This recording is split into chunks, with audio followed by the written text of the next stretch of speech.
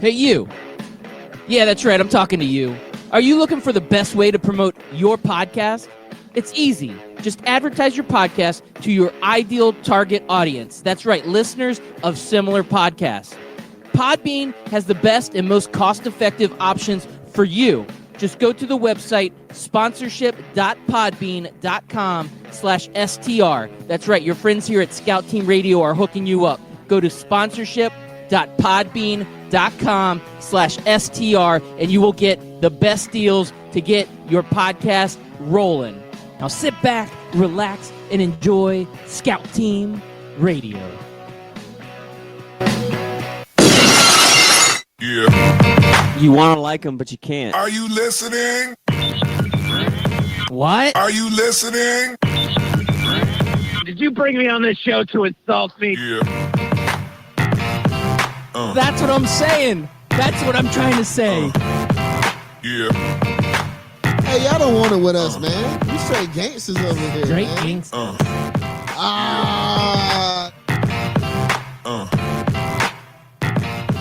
Yeah, good morning and welcome back. That's right, you are listening to Scout Team Radio. We bring it to you hot and live each and every morning, Monday through Friday.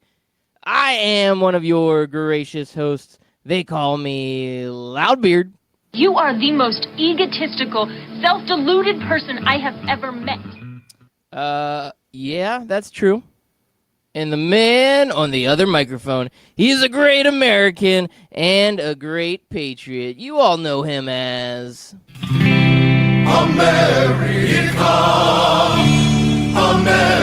America. Yes, ladies and gentlemen, boys and girls, children of all ages, it is your boy, Chris America, coming to you live this Thursday morning, June the 13th. It's Thursday the 13th. Is that supposed to be scary? No. I think Monday the 13th is still the scariest. Just because it's a Monday? You It's hate a Monday, Mondays? and it's the 13th. That just never mixes well. When's the last Like- Monday the 13th? Can you remember the last one? I remember it was recently. I remember It it was was that a scary. crappy Monday, and I remember thinking it's crappier because it's the 13th. And I did make Okay. a post that said Monday the 13th is worse than Friday the 13th. Friday the 13th, I'm like, who thinks like a Friday is bad? When did that become a thing? Well, maybe it's the Like, I don't old... care, like- you're Like if I'm getting murdered, I'd be like, hey, well, at least it's still Friday.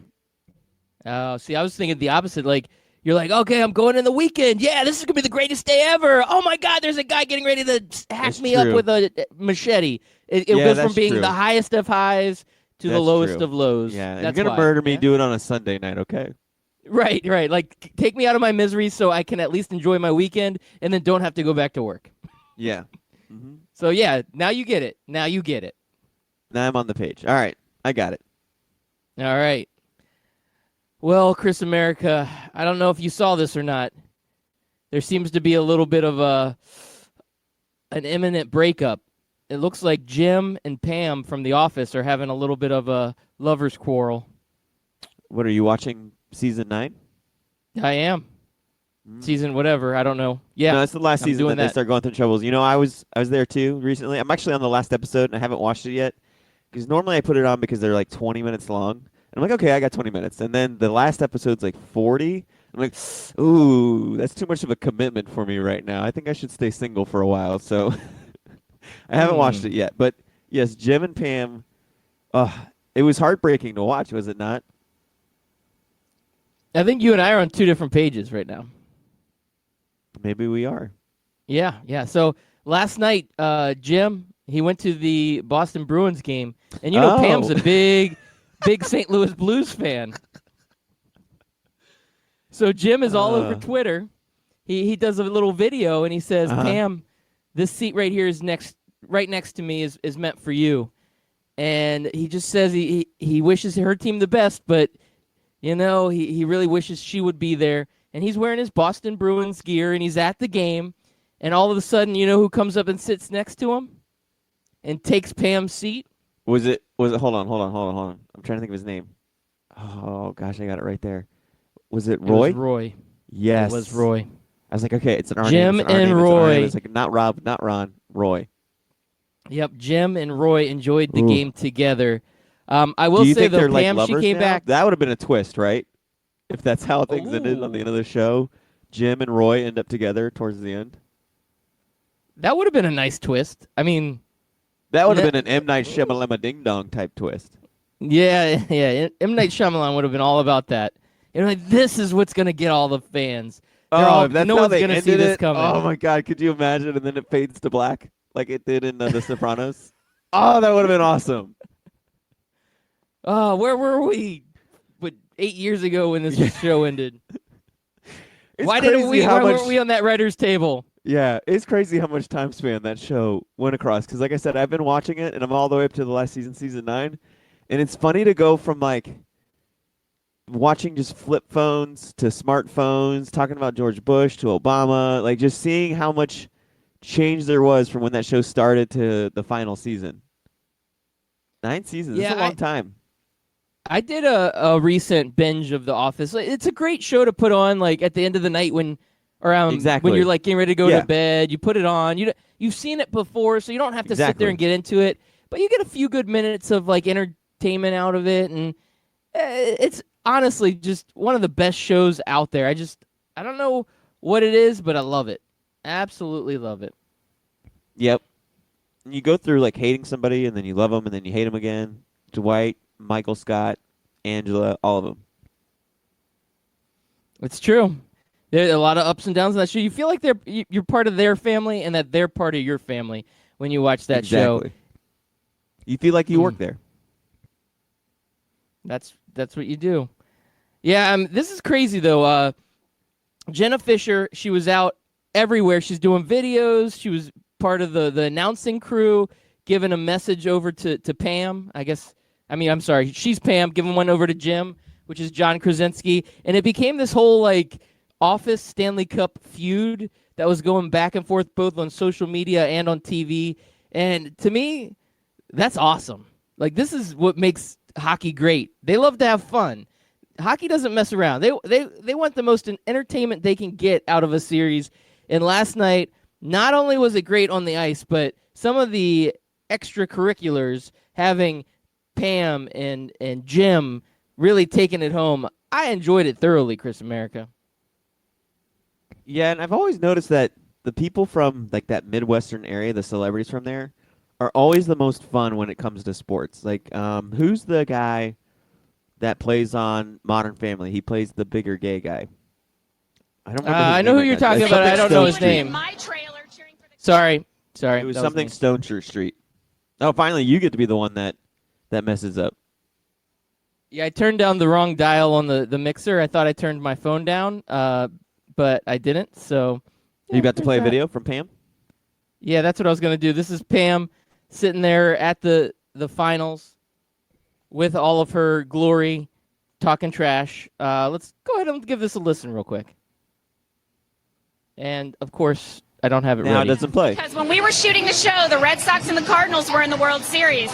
And Phyllis and Phyllis is from St. Louis, we would be in my trailer cheering for the Cardinals. And he had BJ and Steve Carell in his trailer cheering for the Red Sox. And they swept us in 4. And it is my turn. All right? It is my turn to rub it in his face.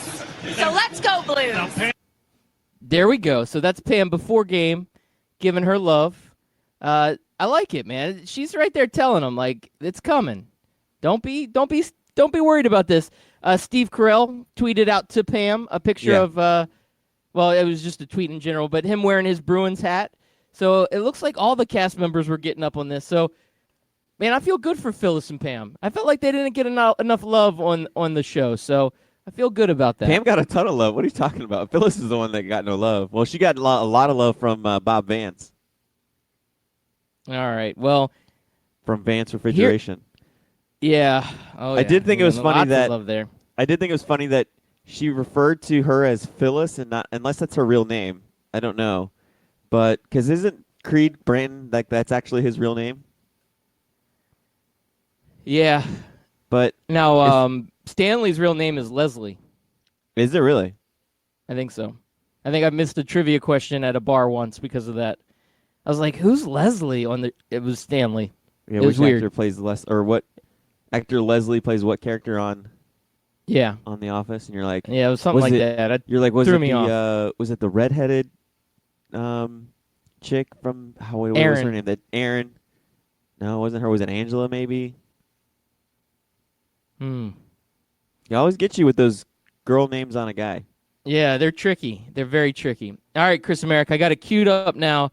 I got John Krasinski sitting here. This was before the game, talking to Jenna Fisher. So here we go. Game 7 Stanley Cup. Jenna Fisher, I know we've been having our ups and downs recently. I just wanted to say I'm really sorry you're not here. This is your seat right here. And I was really bummed that you couldn't make it. But listen, honestly, let's just have the best team win. Both teams have been playing great. Both teams have been playing incredibly well. And I think it's just an exciting series for hockey and for thanks so much. And I just think at the end of the day, it's about hockey. It's about hockey fans. So good luck. Here's Jenna, by the way. Yeah, a lot of crowd noise there because he's in the stands. But that's when Roy came down and sat next to him. So John Krasinski trolling.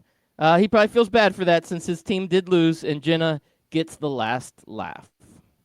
Yes, she does, and they lose in spectacular fashion, 4-1. I don't think the game was ever close, was it, Loudbeard? It wasn't. This was a fun game to watch, though. Well, this is the crazy part about this game, and I guess this is us Let's Do in hockey, right? We look at this and we say, okay, what team was the more dominant team? And if you look at it, I would say Boston was the more dominant team on this night because they had a lot more shots on goal. They had 33 shots on goal compared to 20. So the Blues, with 20 shots on goal, scored a lot more, a much higher scoring percentage. But Boston was pressuring the whole time. They were winning possession, but I would have to say that this goalie, Jordan Binnington, a rookie, came out and had such a phenomenal performance that it didn't matter. Even though Boston was giving him shot after shot, and he was making spectacular save after spectacular save, Boston never once had a chance because the Blues went up early, got a 2-0 lead off of 2 quick goals at the end of the first period, and they never looked back. The only goal the Bruins scored was late in the game, and at that point it was too late. Oh, man, it was a fun game to watch. I'm sitting there thinking, man, Boston's just pressuring. They're dominating right now. Possession. Look, another shot. Oh, it's saved. Look, another shot. Oh, it's saved. Then all of a sudden, St. Louis would squeak one out, go down, and just score a goal. And you're like, what? This doesn't make any sense. Boston is the better team right now on the ice, but the better team doesn't always win, does it, Chris America? No, it doesn't always win. But just because they had that much more production doesn't mean that they're the better team either. Sometimes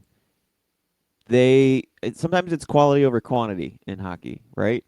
You don't get as many shots on goals, but if you make your shots on goals count, then to me that's still more impressive than just flinging the puck at the goalie every single chance you get. Because, I mean, that's the easy part. Now, you said he made spectacular save after spectacular save.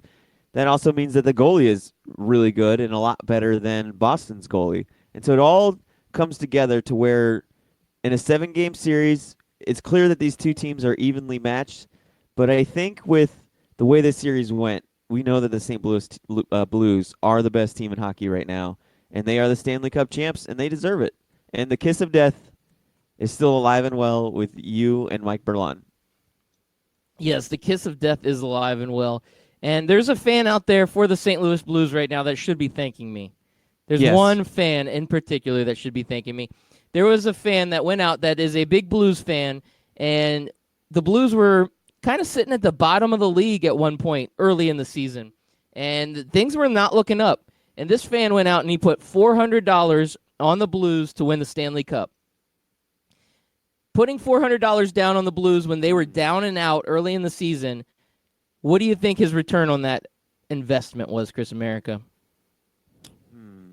I don't know what the Blues' outlook was going into the season, so I'm going to take a stab in the dark and say 15-1. 15-1? Yeah. So doing the calculations, a couple $1,000, right? Yeah. A few thousand. Yeah, so he won $100,000 on a $400 bet. Whew. So what is that? $100,000. See, this is I told you. We had our get rich quick We did. scheme that we had. Forbes came out with their top, paid athletes, and we want to be part of that list. We consider ourselves athletes because our mouths talk on the radio. That means we're doing an athletic motion right now. So we're considered athletes, and we should be on the Forbes top 100 list. And to do so, we're going to have to make some good bets. So like that dude that bet on Tiger Woods and made millions of dollars on that $82,000 bet, we need to be like that guy.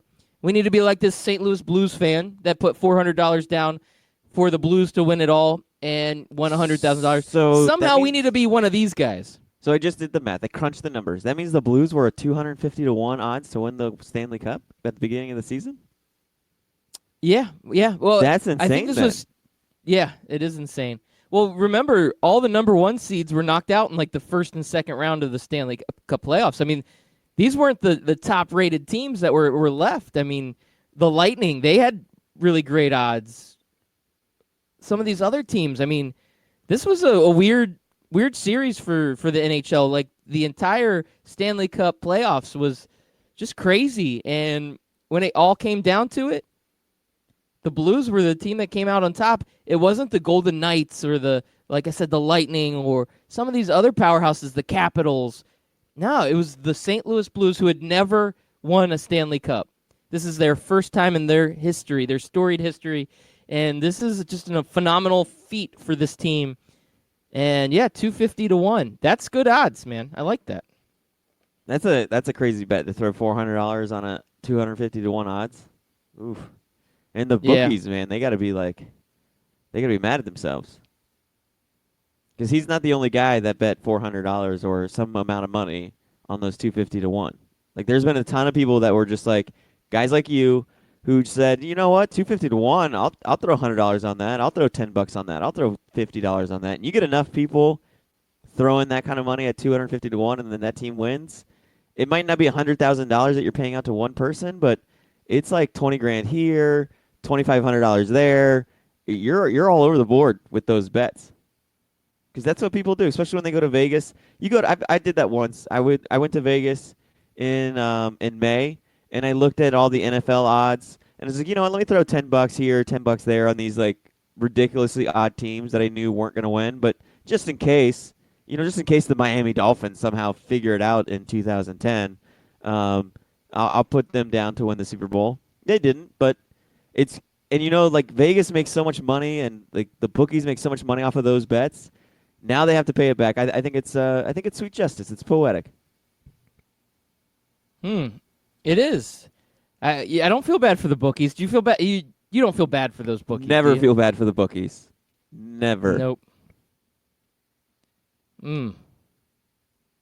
It's crazy, man. I love this game. Game 7s are the best, right? This is what we wanted to see. We wanted to see a Game 7, and yeah, I don't know.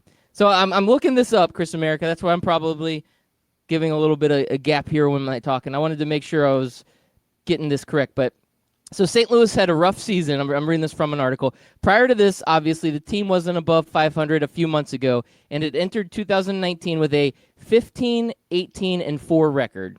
So they were below 500 going in after New Year's. Uh-huh. The Blues were one of 8 teams in the bottom of the league to have 250-1 odds or worse of winning the Cup in January. They were dead last in the league at that point. So this is what's interesting about this hockey season then, because the team that just utterly dominated the entire regular season, had the most points, won the President's Cup, got swept out of the playoffs round 1 by the 8th seed. And then this 251 odds, this 15, 18, and whatever you said, this below 500 team going into January, like on nobody's radar in the hockey world, I'm sure, other than Blues fans, came out and won. That's an awesome story. That really is. That's what sports really is all about. Their final regular season record ended up being 45-28-9, so they had a much better regular season record. They had 11-game win streak in February, so they turned it around. But they started out really rocky, and that fan probably looked at this team and said, we're better than what our record is. You know what? Let me throw a couple $100 down. what's the worst that happens? I lose a couple $100. Yeah, okay, I do. But if I win this and I know that my Blues team is going to win, I could be sitting on some money. So right now, if you're going and cashing that $100,000 bet ticket, you're pretty happy. And I love that underdog story. Like you're saying, man, if you can dodge a wrench, you can dodge a ball. That's right. Truer words have never been said. It's true. Well, Chris America, like I always got to do, I got to go to the Twitter line. We've getting a tweet. Go to the Twitter line. Coming in. Mm-hmm. It's coming in hot. Memphis Spence, good friend of the show. Hey, Memphis Spence, how you doing today? He's hitting us up. He says, never, and he's yelling at me because it's in all caps. Yeah.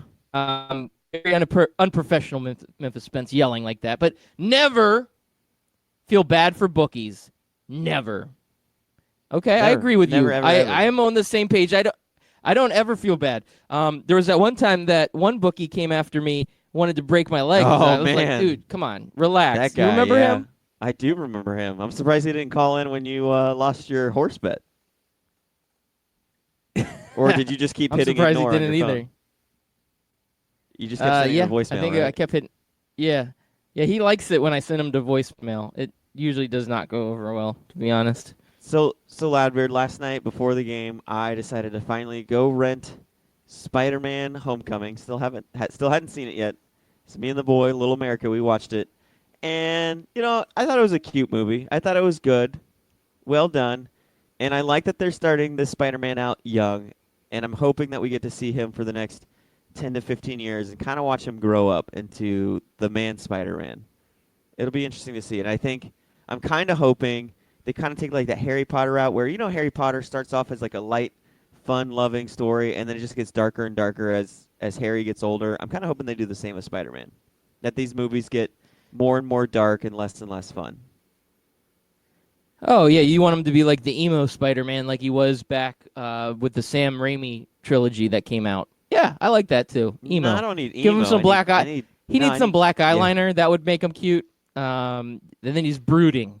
A brooding teenager, even though at that point he'll be like 20-something, 30-something. Kind of like they did with Thor, where Thor starts off as this like, hey, I'm just a warrior who loves to fight, and that's all I care about is partying and fighting. And then as you watch each movie go through, he just like, I don't know if the word dark is correct, but he just goes through so much stuff that he changes and he evolves as a character. And I loved how much they did with Thor. Oh, how much they you evolved mean him and changed him? You mean how they like killed his mother, killed his father, killed his best they friend, just, killed his just brother? Killed his brother twice. I don't know why he's so like brooding Right. and dark. Right.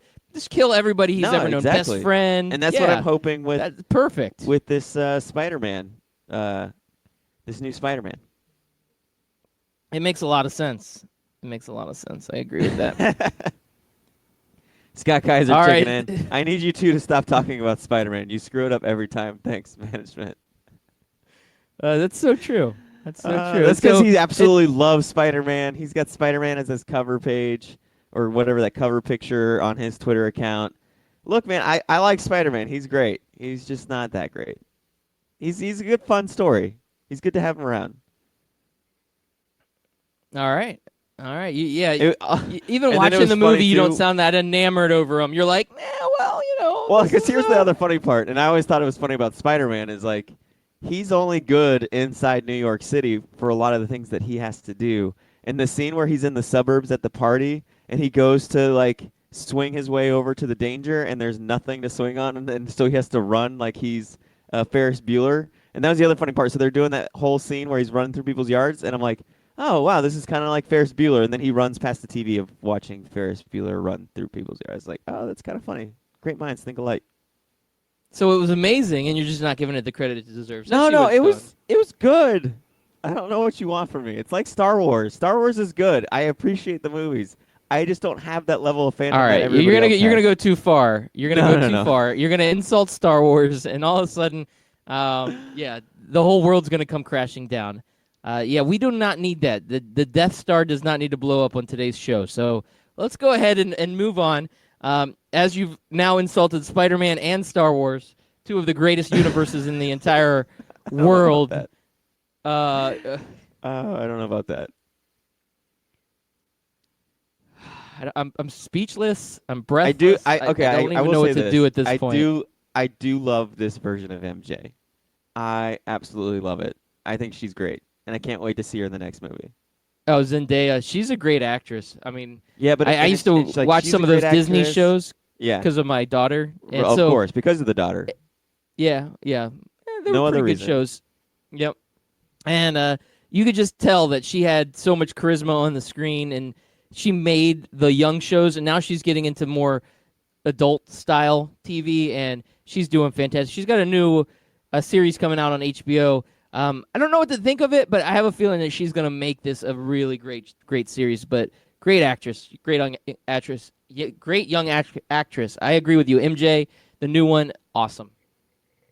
Yeah, and just the way that, because MJ's always just been that fun, loving, like girl next door redhead, and this MJ's like, I'm gonna flick Peter off, and like you can tell she likes Peter, but she doesn't want him to know, so she treats him like trash the entire time.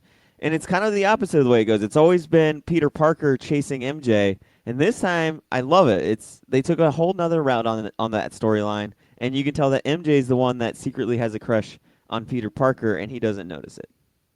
Oh, for a movie that you're like, it was pretty good. It was okay. Yeah, it was fun. Yeah. You're loving all these different aspects of it. It's weird. Well, it's weird. because it's good. There was also some downfalls. But it is what it is. Yeah, no, there wasn't.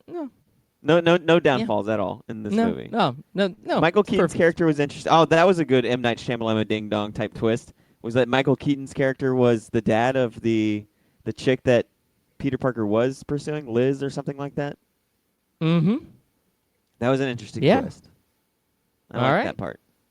I don't know. Michael Keaton to me, fantastic, spot No, on. I he's love him always as an good. actor, though. He Yeah, is. He's anything he's in. You're like, Yeah. when you see Michael Keaton come on the screen, you're like, yes, Michael Keaton's in this movie. I loved him in Multiplicity. I loved him in The Other Guys. I mean, he's Batman. been awesome in everything. Oh yeah, of course, Batman. That goes without saying. I mean, Beetlejuice. He played this bad guy character well. I could see him playing like a serial killer type thing too. Like if they need a serial killer in a movie where it's like a dad that's just like living that, all American dream life, but secretly he's a serial killer, I think he's got that part down, Michael Keaton.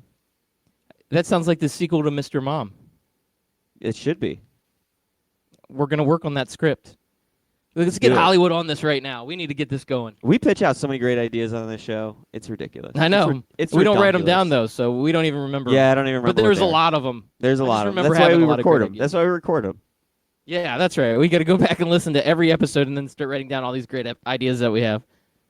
Scout Team, Memphis Spence tweeting in again at Scout Team Radio. Who is the best actor for Batman? I got to say it's between Michael Keaton and Christian Bale.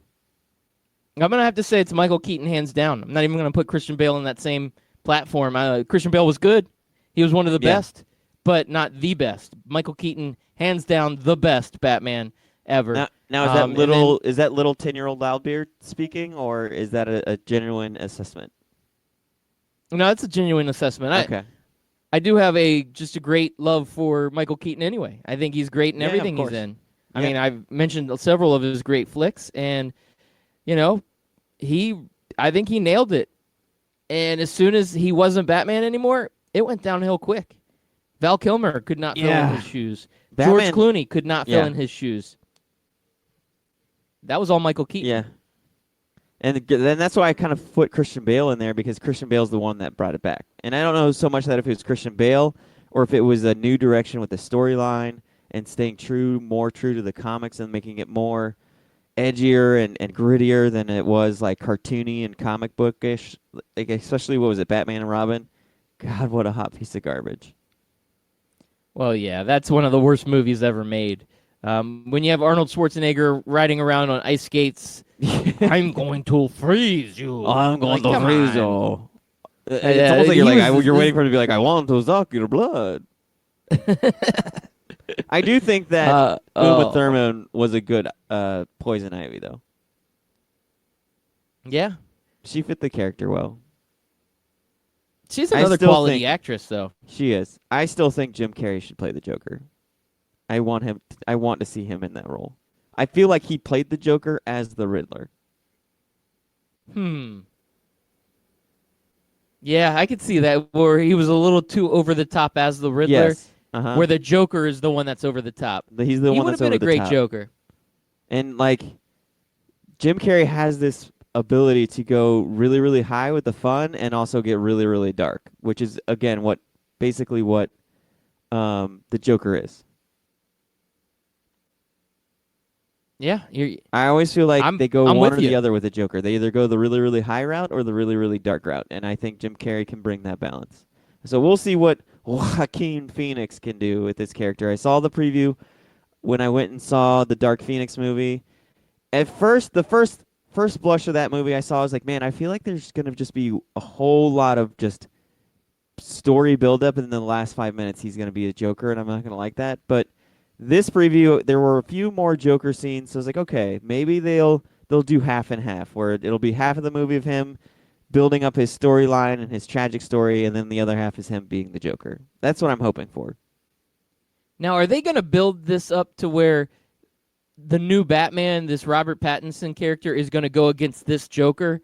Or is this independent? I haven't looked into this too much. It's just weird because DC's like all over the place. They're not as... They are. They have no direction. No. Yeah, there's no thought story out behind plan. it. Yeah, it's like just, let's do a movie. Where MCU basically, you know that they might have not mapped out every single movie, but they had a starting point and an end point, and then they had points in between that they knew they wanted to hit, and then they built a storyline around that. And like you mentioned, Warner Brothers is just, let's throw another movie out there. Yeah, and I guess the independent movies make money. Like they're like, Oh, oh, of let's course put they in do. Shazam. A lot of people went and saw it, made money off of it. They'll be okay. But with the Joker, there needs to be more to it, right? Like the Joker needs Batman as much as Batman needs the Joker. That's why they're such a great duo, is Right. because they feed off of each other. They're complete polar opposites, and their epic battles are what you want to see. So I don't mind a build-up story for the Joker to see his, origin, because we really haven't done that a lot in comic book movies. We Right. haven't done an origin of a villain, and I think that's where we miss out. We spend so much time watching Bruce Wayne's parents walking out of a theater and then getting pearls pulled off of their neck and then shot. Yeah. I've seen that 13 and a half times in movies. I don't need to see that again. I get what Batman's origin is. Let's see what the are. Let's see where the Penguin came from, where the Joker comes from. Let's see some of that. Give us more of that. And I think that's what they're trying to do with this Joker movie. And if they develop this into a really dynamic villain, and then also bring in down the road a confrontation between the new Batman, this new storyline that's going to be coming out, and this Joker, I think this could be something that's even greater than anything else we've ever seen on the screen in sense of a Batman story. So I'm looking forward to it, but I don't know if that's the intention. I don't know if that's what the end game is for this DC mock-up, or if it's just, let's just do a Joker movie and it's by itself and let's that's just make it. money. Yeah. It's like the movie It, but not. Well, speaking about making money, our boy Kevin Durant may either be making money or losing money. We're going to do the dating game on the other side of the break.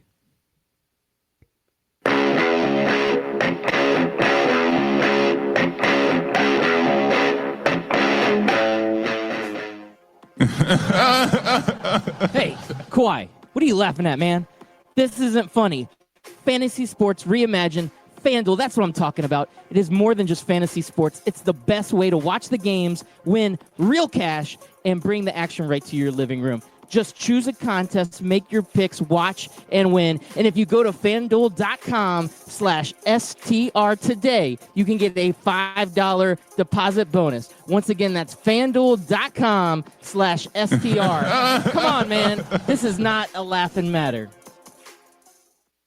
If you've been listening to Scout Team Radio for a long time, you know that myself, Loudbeard, has placed a bet or two in his day. That's right, I've lost the beard bet, I lost the romper bet, but one place I don't like losing is when I bet money, and I can easily do that at MyBookie. That's right, you can go to mybookie.ag, use promo code 12OZSports, and get a 100% deposit bonus up to $1,000. Hey, guess what? That is a lot of money. Do it.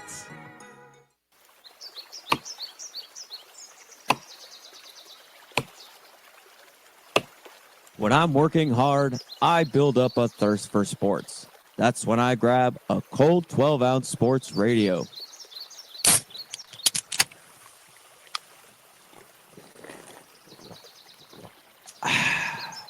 12-ounce sports radio.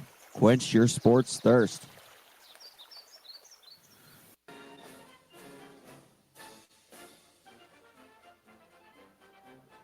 Hey everybody, it's your favorite Patriot, Chris America, and I want you to listen every single weekday, Monday through Friday, 6 a.m. to 7 a.m., and on replays from 11 a.m. to noon of Scout Team Sports. Listen, George Washington did not cross over the ocean blue in 1492 to defeat the Nazis, so you can listen to the same tired national clickbait sports stories. So once again, tune in to us every single morning, 6 a.m. to 7 a.m., and then we replay from 11 to noon. I will see you there, and God bless America.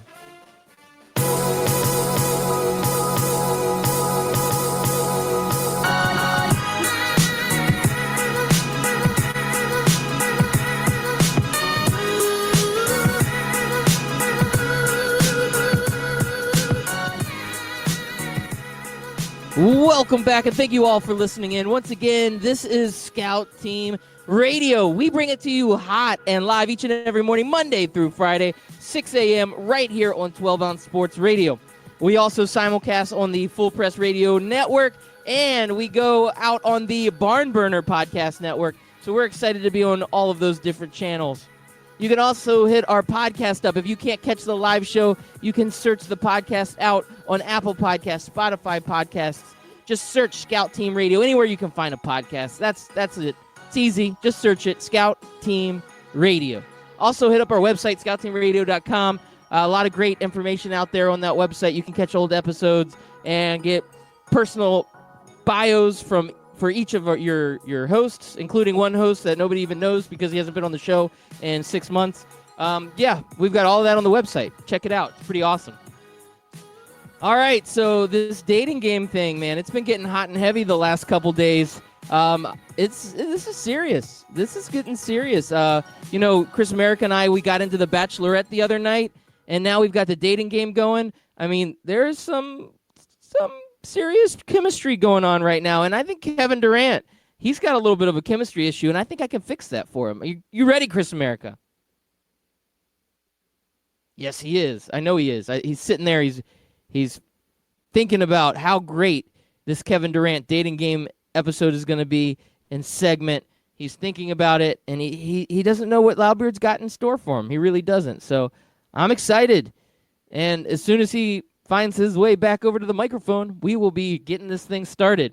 But for now, I do want to say congrats to Ryan O'Reilly. He's the one that earns the Conn Smythe Trophy for being the playoff MVP for the St. Louis Blues. An outstanding performance, scores in 4 consecutive games to help the Blues get over the top and win this one. I was a little torn because Ryan O'Reilly had such a great series. I do think he deserved it, but also Jordan Bennington, the goalie, he deserves a lot of credit for this big win for the Blues. And the fact that he's a rookie, even better. It's crazy, this run that the Blues have had. So, no, man, they don't. They're like drummers. Yeah. The band cannot survive without the drummer. It's the backbone. They're like it's the lead left singer tackle that gets all the love. They're like a left tackle. Yes. You know when you have a really good there you one. go, Chris America. You know when you have a really good one, and you know when you have a really bad one, but you still don't appreciate the really good one like you should. I agree. And like Joe Thomas, I also agree. One of the best. Mm-hmm. No, there's not many people going out buying Joe Thomas jerseys. Everybody in Cleveland should have had a Joe Thomas jersey, not whatever other players are on that team. Josh Gordon. Yeah. I wonder if Josh Gordon sold more jerseys than Joe Thomas. I bet he did. Oh, I'm sure he did. All right, Loudbeard, are you ready for this dating game? I'm ready when you are. I've been ready. I was born ready. Now, this is going to take some improv skills by me because I didn't write down my notes like I should have this time around. But we're going to go KD, all right? Let me cue up the music. Here we go. Are you ready to be KD, Loudbeard? Yeah, let's go ahead. All right. Bachelor number 1. Hey there, guy. It's me, the Big Apple. And we're ready to entice Kyrie to come to us. And we're ready to get other guys down here. We're not willing to trade any of our crappy players for Anthony Davis, but we'll sign you because things are bigger here. Come on over and play for us. That was Bachelor number 1. Hey there, Bachelor number 1. Wink, wink. Bachelor number 2. Hey there, it's me, the best player in the world. Been the best player this whole time. I mean, you're a solid number 2, KD, and I'd love to have you as my number 2 and join my team. You're going to have to take a back seat again like you did in your last team. And I'm going to not talk to you when things go down. And don't even try to talk to me. Like, again, I'm the best player in the world. I don't care how old I am. And I don't care how many threes you hit over me 2 series ago or a year ago. I'm still the best. But I still want you on my team. I think it'd be great to have you on. We're going to try and get that Anthony Davis guy over here, too. So what do you say? Bachelor number 2. Thank you very much. Ooh, you looking hot over there, Bachelor number 2. Wink. Bachelor number 3. Hey, bud. It's me. You know, the guy that you've been in a relationship with this whole time for the last 2 years. I've given you rings. I've given you glory. And now if you opt to stay in with us, I got 31 million reasons why. It's easy. You don't even have to go even entertain the other suitors. You have a $31 million contract guaranteed. I've cried over your injury. We want you back. You don't know if you're going to get $31 million out there with those other suitors because of that injury we talked about. But we're here for you, and we've always been here for you. Well, at least for the last 2 years since you've been on here. All right, that is Bachelor number 3. Take it away, KD. Wow, we've got a heck of a buffet of bachelors today. Man, all 3 of you bachelors are looking good. I like it. This is going to be a difficult decision. I'm going to have to ask a couple questions here. So, surprise Bachelor number 4 coming onto the stage. Wow, I like it. I like options. Hi, it's me, Bachelor number 4. Remember, I was your first love, and we had this great, long-lasting relationship, and we loved you. And yet you still felt like you wanted more, that you needed more, and so you left us. And I know you've had your ups and downs since you've been gone, but I think now it's time to return to your original love. I think it's time for us to get back together. We'll bring the band back together. Well, not the entire band, but we need to finish off what we started, and I think with you, we can do it. LeBron James did it with his original team, and look at how much glory he got. You could be the next LeBron James. All right, thank you, Bachelor number 4, for coming in off the top ropes. Wow, talking dirty to me. I like it. All right, so we got 4 bachelors. We'll call them bachelorettes. Makes me feel a little less uncomfortable by saying that. Right. We've got 4 bachelorettes, all looking really good up there on the stage. So I'm going to ask a couple questions. So, Bachelor number 3. Yes. So, I wouldn't have to leave and go anywhere. Sorry, I just get so emotional when I'm thinking about you. Go ahead. but I've got this big injury that just happened. Yeah. Oh, don't talk about the injury. It breaks me up. I'm having trouble keeping a straight face because you're just so hot. There, Bachelor number 3, Bachelorette number 3. You're just a smoking hot babe. I'm just a mess thinking about that injury. Go ahead with your question. But I have trouble not being the face of the team. There's that other little guy that's the face of the team. He's very tiny. He's minuscule. Is there any way that you could market me or promote me so that I could be the number 1 guy, so I feel like I'm the reason why the team is so good?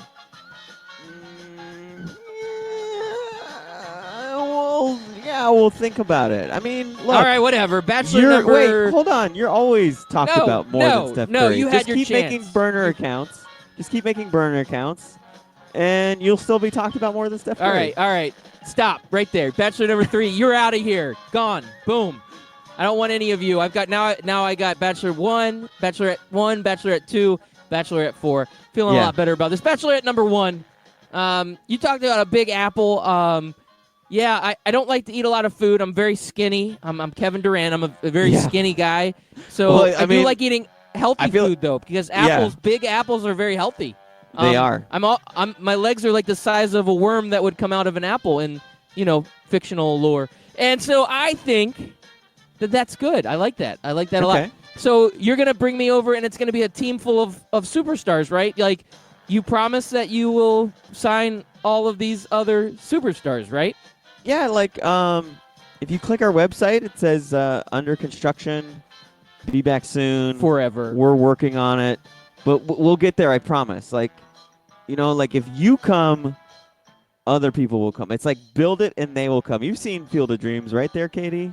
Build it and they will come. If you come build our team, the others will come. Okay, stop right there. Waterworld was Kevin Costner's best flick. Don't at me. Yes, for sure. So what whatever were we talking? you need to hear. Yeah, Big Apple. Yeah, whatever you need to hear okay. to come with us. All Bachelor right, number 2. all right. Or my Bachelor number 1. I don't remember. Bachelor number 4. Yes. Hi. Yes. Hey there, guy. Miss me? You're like remember? my had high school sweetheart. Yeah. I remember you. We had all those years You together. remember me?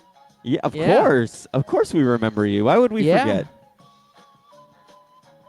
Yeah, but you still have that one guy on that team that I hated, but I had to pretend like I liked because he was good. What's that guy's name? Muscle Westbrook. Yeah. That guy? He's still there? Russell Westbrook. I mean, we that's won't rough. mention any Doesn't- names, but it starts with an R and ends with Russell Westbrook. Okay. Yeah. He was kind of mean. He was a bully. I didn't like him so much. Is he still on that team?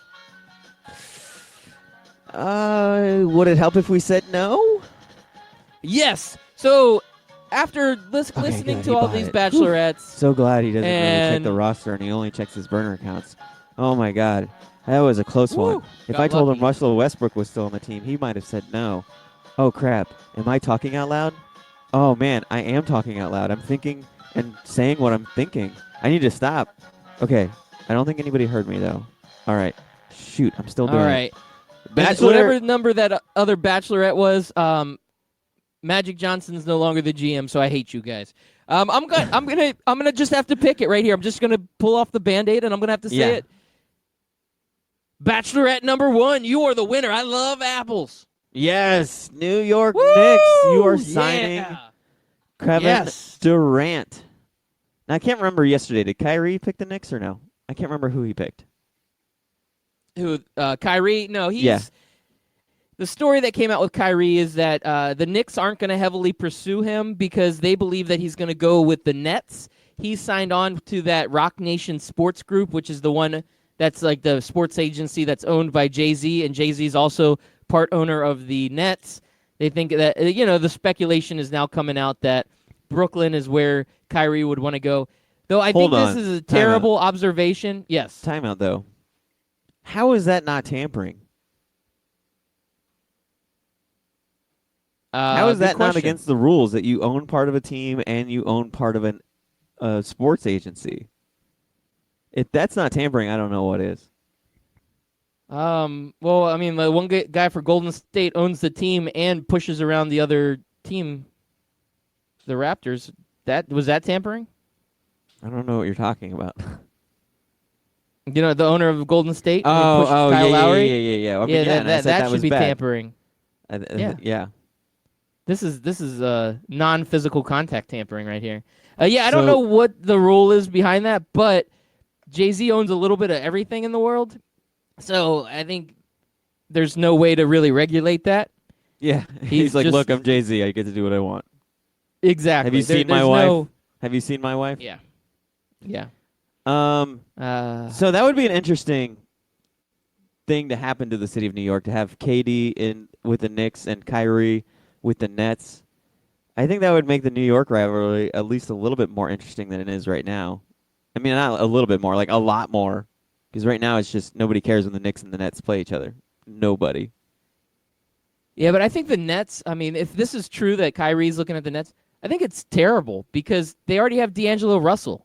I mean, Kyrie is basically another D'Angelo Russell.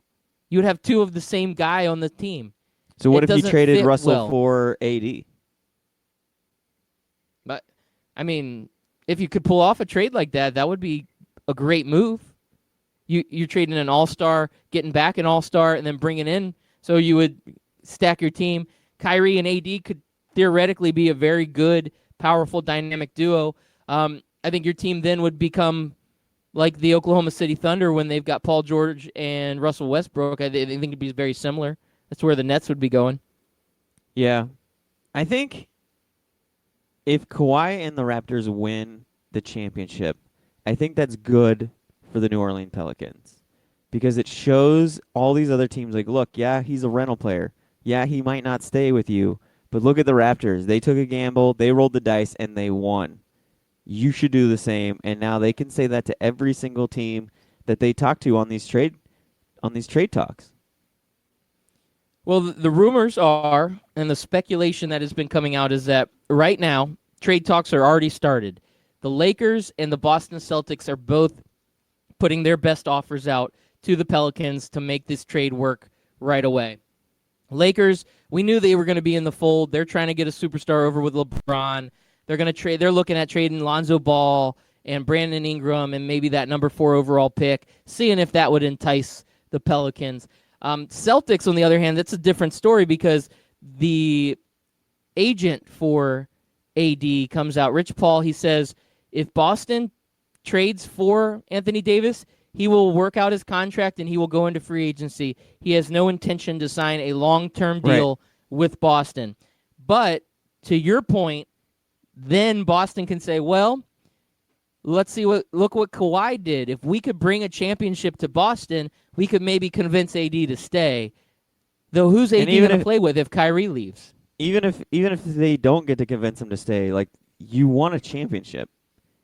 And especially when you're the Boston Celtics and you've won several, you can kind of take on that mentality of like, okay, we'll win one, and yeah, he'll leave, and maybe we'll have to rebuild, but we'll win another some other time. We're Boston. But you want to get that one. To me, it's worth it.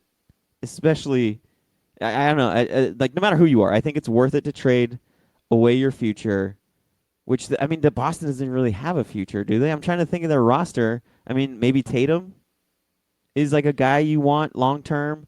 But all the other players on their team are like they're good, but they're not, hey, we're going to build a team around these guys good.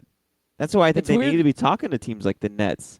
And like I'm trying to think of who else they could be talking to. But try to get like players that you feel like could be franchise players to build around because you're giving up a franchise player and you're going to want one back in return. It's funny that you're saying that, though. A year ago, the Celtics were looked at as being the future. They have the young Jason Tatum, the young Jaylen Brown, a lot of young draft picks. Eric they had Gordon. Got Kyrie over to Boston.